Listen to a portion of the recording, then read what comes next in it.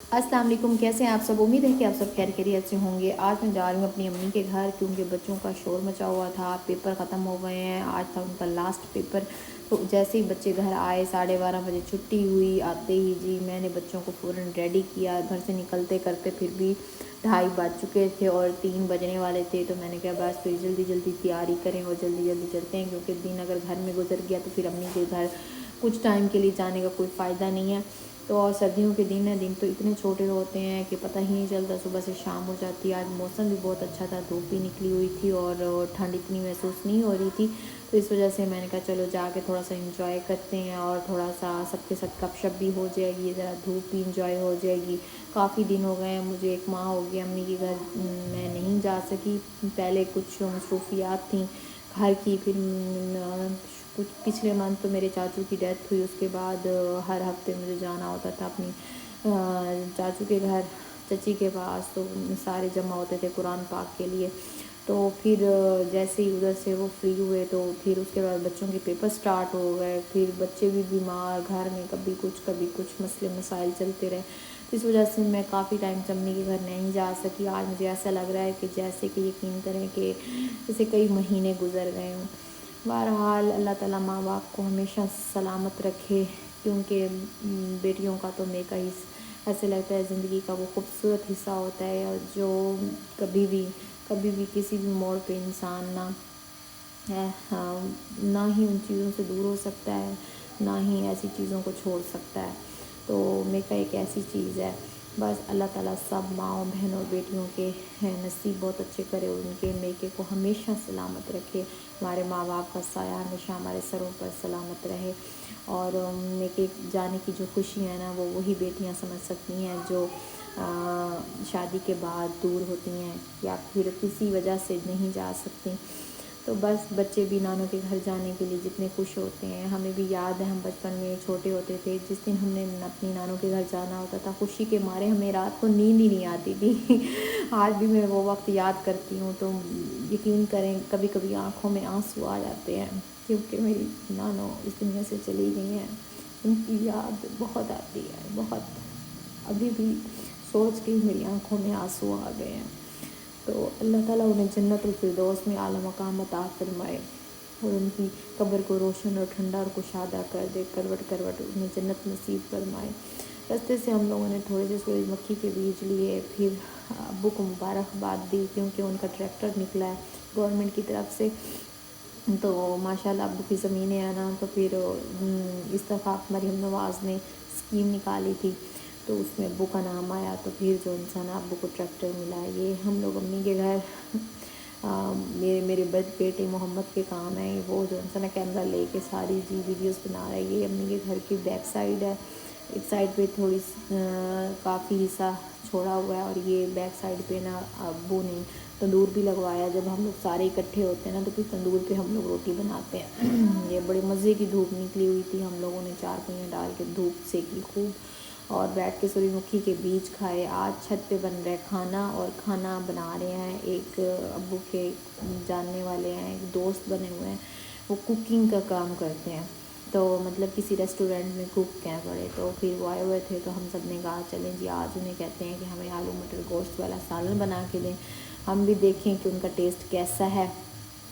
اور یہ وہی انکل گوشت بنا رہے ہیں اور مٹر گوشت، کیونکہ ہم نے ساری سبزی ساری چیزیں تو ہم لوگوں نے چھیل کے اور وہ کر کے دے دی تھیں، تو پھر یہ چھت پہ آ کے نا انہوں نے سلنڈر رکھ کے نا اوپر ہی کھانا بنایا ہے، تو امی نے نیچے تندور پہ روٹیاں لگائی تھیں۔ ماشاءاللہ کھانا بہت مزے کا اور زبردست بنا تھا۔ ان کا طریقہ دیکھیں کوکنگ کا، بہت ہی مختلف اور بہت ہی ڈیفرنٹ ہے۔ پہلے انہوں نے پیاز براؤن کیا، اس کے بعد اس کے اندر جی یہ چکن ایڈ کر کے اس کو اچھے طریقے سے بھونا، اور جیسے ہی یہ وائٹ ہونے لگ گیا اس کے بعد جی اس کے اندر لہسن ادرک اور ٹماٹر اکٹھا ہی یعنی کہ پیسٹ شامل کیا۔ میں اکثر الگ کرتی ہوں، تو میرے ہسبینڈ نے ہی ویڈیو بنائی تھی، میں تو اوپر جا نہیں سکی کیونکہ ہم لوگ ان سے پردہ کرتے ہیں، تو انہوں نے مجھے کہا کہ دیکھو ان کی کوکنگ کا طریقہ تھوڑا مختلف ہے، کیونکہ یہ جس ہوٹل ریسٹورنٹ میں کام کرتے ہیں نا، تو وہاں پہ جو طریقہ ہے وہ تم بھی دیکھو، کیونکہ وہ مختلف چیزیں دیکھنے سے ہی انسان کو ٹیکنیکس آتی ہیں۔ کیونکہ ہر انسان کا طریقہ مختلف اور الگ الگ ہوتا ہے. بس پھر اس کے بعد انہوں نے مسالے ڈالے اور اس کو خوب اچھے طریقے سے بھونا. اور پہلے انہوں نے مٹر بوائل کر کے رکھ لیے تھے.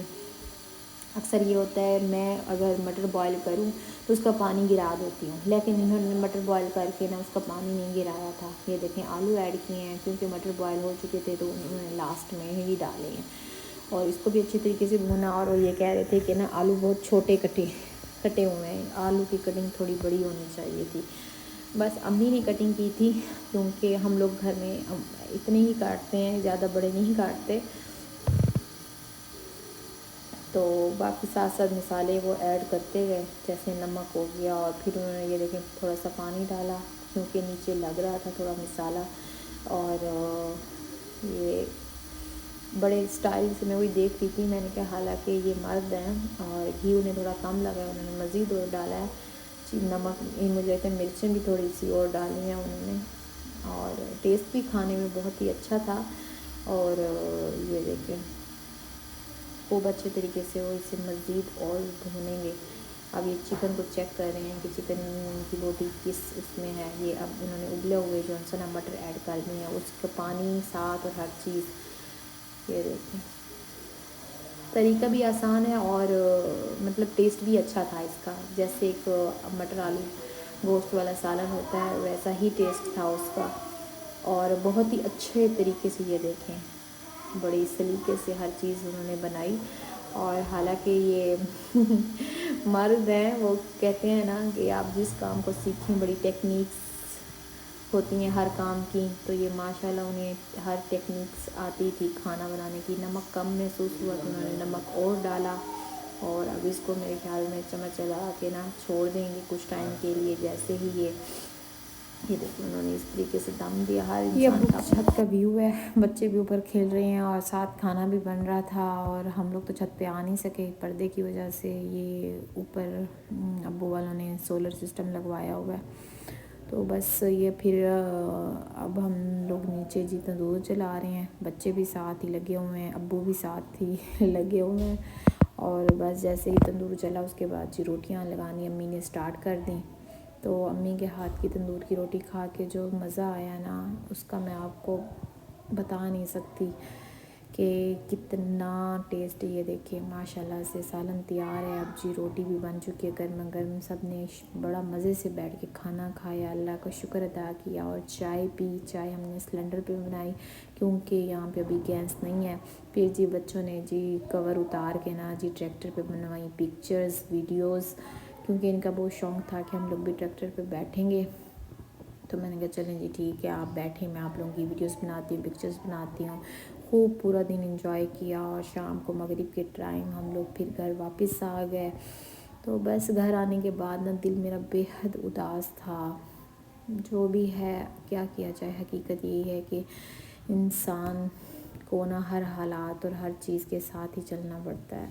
بہرحال دل بہت کر رہا تھا رہنے کا، لیکن میں رہ نہیں سکتی تھی. گھر کے کام اتنے پھیلے ہوئے تھے کہ بس اس وجہ سے آج کے لیے اتنا ہی. پھر انشاءاللہ ملتے ہیں ایک نیو بلاگ میں. تب تک کے لیے اللہ حافظ. گھر آ کے انڈے بوائل کیے اور انڈا مجھ سے گر کے ٹوٹ گیا.